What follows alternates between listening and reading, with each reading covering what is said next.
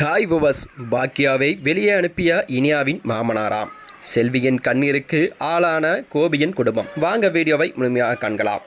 பாக்கியலட்சுமி சீரியல்தான் இனியாவின் வாழ்க்கைக்கு பகடைக்காக வைத்ததுதான் சுதாகர் ஆசைப்பட்ட மாதிரி பாக்கியாவின் ஹோட்டலை கைப்பற்றி விட்டாராம். இது பாக்கியாவிற்கு ஆரம்பத்திலே தெரிந்த நிலையிலும் இருந்தாலும் இனியாவின் கல்யாணத்திற்காகவும் அவளின் சந்தோஷத்திற்காகவும் தான் பாக்கியா அதில் கையெழுத்து விட்டார் என்று கூறப்படுகிறதாம். அந்த வகையில்தான் இனியாவுக்கு கல்யாணமான முதல் நாளே சுதாகர் அவருடைய நரித்தந்திரத்தையும் காட்டிவிட்டாராம்.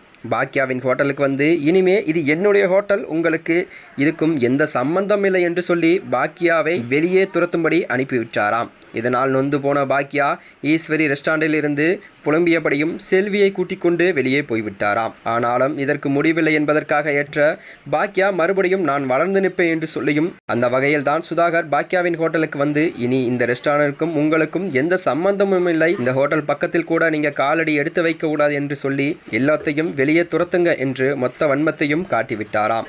இதனால் கடுப்பான பாக்கியா சுதாகிடம் சவால் விட்டு விதமாக கண்டிப்பா நீங்க செஞ்ச இந்த செயலுக்காக பலனை அணிவிப்பீங்க என்று சொல்லி விடுகிறாராம். அத்துடன் செல்வியிடம் நாம் எதுக்குமே லாய்க்கில்லை என்று சொன்னவங்க மத்தியில் நாம உழைப்பை மட்டுமே நம்பி வாழ்ந்து காட்டி இருக்கோம், அதே மாதிரி இனிமேலும் நாம் வளர்ந்து மேலே வருவோம் என்று ஆவேசமாக அவரிடம் சவால் விடுகிறாராம். இதெல்லாம் சுதாகரின் சூழ்ச்சியாக இருந்தாலும் இனியாவின் வாழ்க்கை பகடைக்காக பயன்படுத்தி கொண்டார். அந்த வகையில்தான் இனியாவின் கல்யாணம் வாழ்க்கை எப்படி இருக்க போகிறது என்பதற்கும் இனியாவின் இந்த விஷயம் தெரிந்தால் என்ன பண்ணுவார் என்பதுதான் அடுத்த கதைக்களம் உருவம் என்று எதிர்பார்க்கப்படுகிறது. இதையெல்லாம் கோபி செல்விகிட்ட கண்ணீர் மூலம் கோபி பாசமாக நினைத்த இனியாவின் வாழ்க்கை தற்போது கேள்விக்குறியாகிறது என்று பாக்கியா வருத்தமடைகிறாராம்.